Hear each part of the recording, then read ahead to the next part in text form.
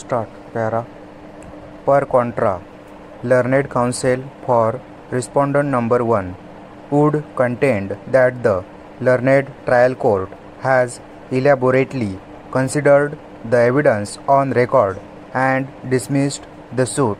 The plaintiff has not paid proper court fees as was required for adjudication of the suit. Learned counsel would further contend that the compromise deed in bracket exhibit 28 bracket close paragraph number 6 do not specifically demarcate about description of the suit plot. Learned counsel would contend that the sale deed is executed on February 14, 2013 and from that time till filing of the suit, no objection is ever raised by the plaintiff with respect to the execution of sale deed.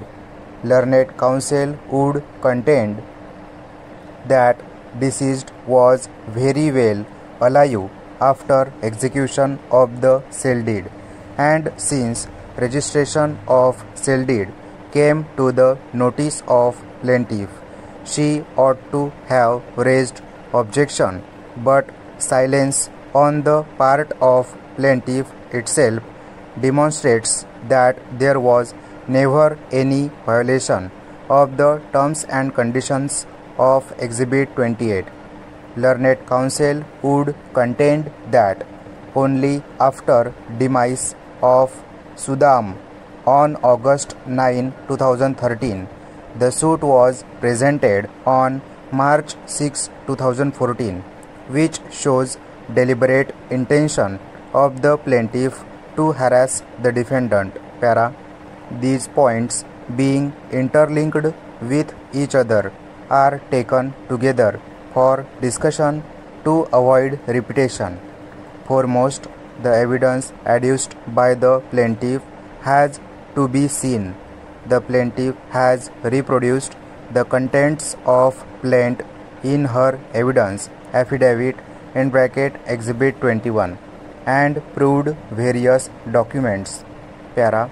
In the cross-examination, vital admissions were given by the plaintiff, which are that is, deceased had purchased the suit plot from Police Sahakari Gruha Nirman Sanstha during service tenure on installment basis. The plaintiff has not laid specific evidence as to from which ancestral property the income was derived and from the said income the suit plot was purchased.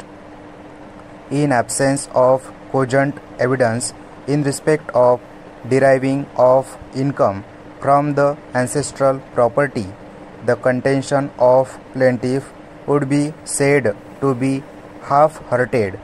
Furthermore, on close reading of compromise deed in bracket Exhibit 28 bracket close, there is no specific mention about plot number or description of the suit plot.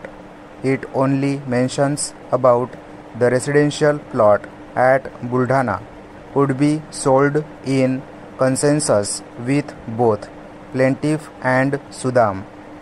There is no other witness examined to corroborate that the plot mentioned in Exhibit 28 is the suit plot itself, wherein the plaintiff has admitted that she is residing in a house property situated at Devdgaon, Raja, which is also in Buldhana district. Para. The plaintiff herself is relying upon the sale deed dated February 14, 2013 in explicit terms. It is a registered document. The plaintiff can seek cancellation of sale deed wherein the parameters of law is such as the said deed is obtained fraudulently. It is accepted that a suit for cancellation of sale deed must be brought by a person who was a party to the deed or by a person who is bound by it in law.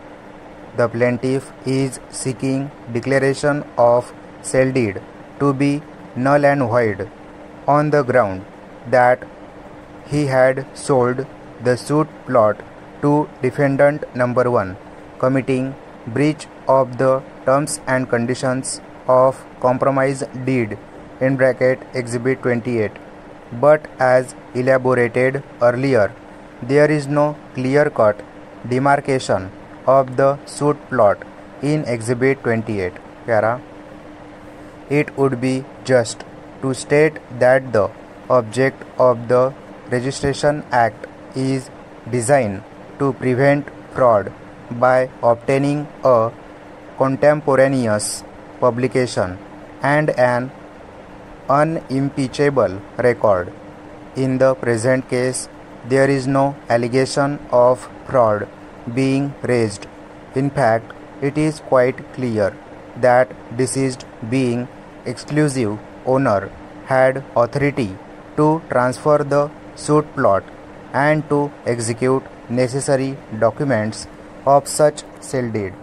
It is accepted position that deceased had executed sale deed in favor of defendant number 1, and therefore there does not appear that he had executed the sale deed without any authority.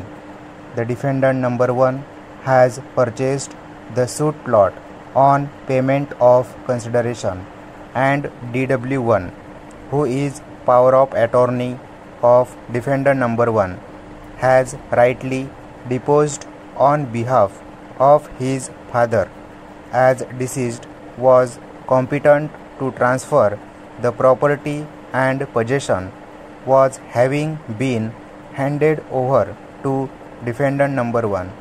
Therefore, the case set up by the plaintiff of suit plot being purchased from the income derived from ancestral property, and there was breach of terms and conditions of compromise deed Exhibit 28, does not stand to have been proved by leading cogent evidence. The sum and substance of above discussion is that the impugned judgment cannot be faulted with. Stop.